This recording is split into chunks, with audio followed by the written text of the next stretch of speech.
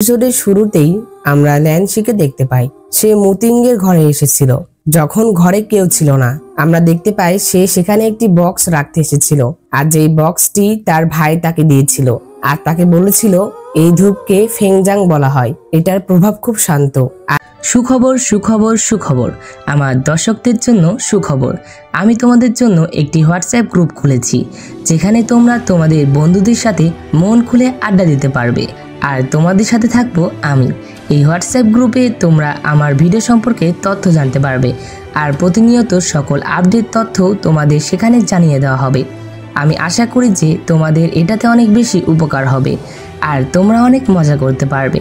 তো দেখা হচ্ছে হোয়াটসঅ্যাপ গ্রুপে।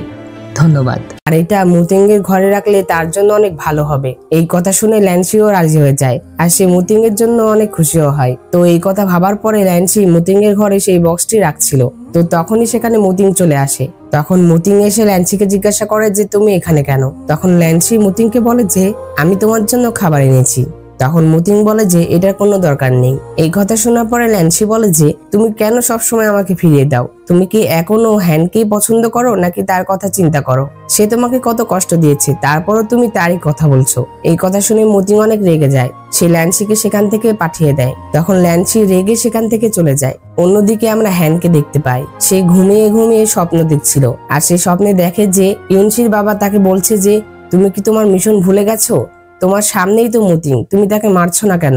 ইউনসির বাবা হ্যানকে মুতিংকে মারার কথা বলছিল, কিন্তু হ্যান মুতিংকে মারতে পারে না। তখন হ্যান দেখতে পায় যে মুতিং ইউনসির গলা টিপে ধরে, যেটা দেখে তার স্বপ্ন ভেঙে যায়। স্বপ্ন ভেঙে যাওয়ার পরে হ্যান বলে যে মুতিং, তোমাকে বাঁচানোর জন্য আমার কি করা উচিত? এরপরের দৃশ্যে হ্যান ইউনসির মাকে বলে যে সে লাভ ব্রেক পুলে যাবে। আর এই কথা শুনে ইউনসির মা তো অনেক ভয় পেয়ে যায়। সে বলে যে তুমি কেন সেখানে যাবে? তখন হ্যানের দাসী বলে যে এই লাভ ব্রেক পুল কোথায়? তখন ইউনসির মা বলে যে এটা হলো উপত্যকার নিষিদ্ধ জায়গা, যে কেউ সেখানে প্রবেশ করতে পারবে না। তখন হ্যান বলে যে আমার তাকে আগেই ভুলে যাওয়া উচিত ছিল। হয়তো যখন আমি তাকে ভুলে যাব তখনই আমি দ্বিধাগ্রস্তের মধ্যে আর পড়বো না। তো তখন হ্যান ইউনসির মাকে তাকে সাহায্য করতে বলে, আর ইউনসির মাও রাজি হয়ে যায়। এরপরে হ্যান ইউনসির বাবার কাছে আসে। সে ইউনসির বাবাকে বলে যে আপনি আমার দত্তক বাবার মতোই দেখতে। আমি আমার দত্তক বাবাকে একটি যুদ্ধে হারিয়েছি। সে আমাকে লালন পালন করেছে, আর এখন শুধুমাত্র আমি একাই বেঁচে আছি। তখন ইউনসির বাবা বলে যে সত্যিই আমি তোমার দত্তক বাবার মতো দেখতে?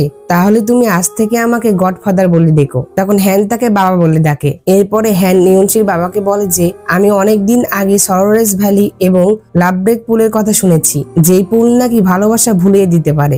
আপনি দয়া করে আমাকে সাহায্য করুন। এরপরে হ্যান লাভ ব্রেক পুলে চলে আসে, আর সেখানে আমাদের বলা হয় যে একবার লাভ ব্রেক